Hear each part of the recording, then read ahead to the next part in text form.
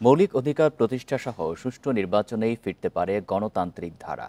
সেই লক্ষ্যে ৩ জোটের রূপরেখা বাস্তবায়ন করেনি নির্বাচিত সরকার। তাই ৯০-এর গণ অভ্যুত্থানের লক্ষ্য অর্জিত হয়নি বলে মনে করেন সেই আন্দোলনের সংগঠকেরা। বলছেন, গণতন্ত্র প্রতিষ্ঠায় রাজনৈতিক দলগুলোর ওপর বহাল থাকতে হবে চাপ।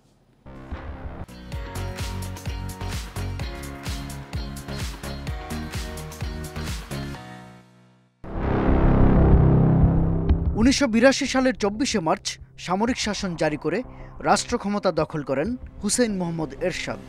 সে বছরই শিক্ষা দিবস সামনে রেখে আন্দোলনের নামে ছাত্ররা গড়ে ওঠে ছাত্র সংগ্রাম পরিষদ।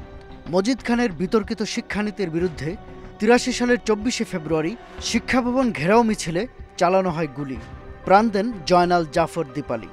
আন্দোলন তীব্রতর করতে এক পর্যায়ে গঠিত হয় ১৫ দলীয় জোট।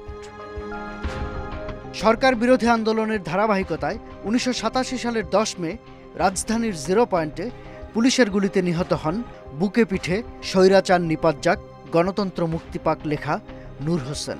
পরে স্বৈরাচার বিরোধী আন্দোলনে ৯০-এ প্রাণ দেন জেহাদ ও ডাক্তার মিলন। এর জেরে বেগবান হয় আন্দোলন। ক্ষমতা ছাড়তে বাধ্য হন এরশাদ। এতে স্বৈরাচারের পতন হলেও অর্জিত হয়নি সেই গণ অভ্যুত্থানের লক্ষ্য। ৯০-এর স্বৈরাচার পতনের পরে ৯১-এর নির্বাচনের মধ্য দিয়ে জাতীয়তাবাদী দল তারা রাষ্ট্র ক্ষমতায় আসলো খালেদা জিয়ার নেতৃত্বে। সেটা ক্ষমতায় এসে তারা কিন্তু সেই অঙ্গীকারগুলো রাখলেন না, এবং ইভেন কি ৩ জোটের যে রূপরেখা, সেই রূপরেখাও কিন্তু তারা মেনে চললেন না। যারা এই নির্বাচনের মাধ্যমে ক্ষমতা এসছে, দুটি প্রধান রাজনৈতিক দল, তারা সেই আগের সামরিক সরকারের মতোই ছলে বলে কৌশলে ক্ষমতা টিকিয়ে রাখবার জন্য তারা নানা রকম ফন্দি ফিকিরের আশ্রয় নিলেন।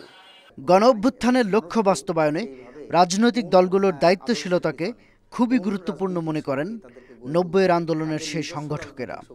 জনগণের নিজস্ব রাজনৈতিক শক্তি, সেটা গড়ে তোলার যে প্রক্রিয়া, সেই প্রক্রিয়ায় তাদেরকে ঐক্যবদ্ধ করা যায়নি বলেই তো আজকে আমাদের এই অবস্থা বা আমাদের এই পরিণতি। শুধুমাত্র আইন করে, শুধুমাত্র সংবিধান করে যে আমরা গণতন্ত্রকে টিকিয়ে রাখতে পারবো না, ৯০ পরবর্তী আমাদের যে করুণ ইতিহাস সেটাই প্রমাণ করে। ক্ষমতায় গিয়ে আগের অঙ্গীকার ভুলে যাওয়া রাজনৈতিক দলগুলোর যে সংস্কৃতি, তা থেকে বের হয়ে আসার চর্চায় ফিরতে হবে বলে মনে করছেন ৯০-এর গণ আন্দোলনের সংগঠকেরা।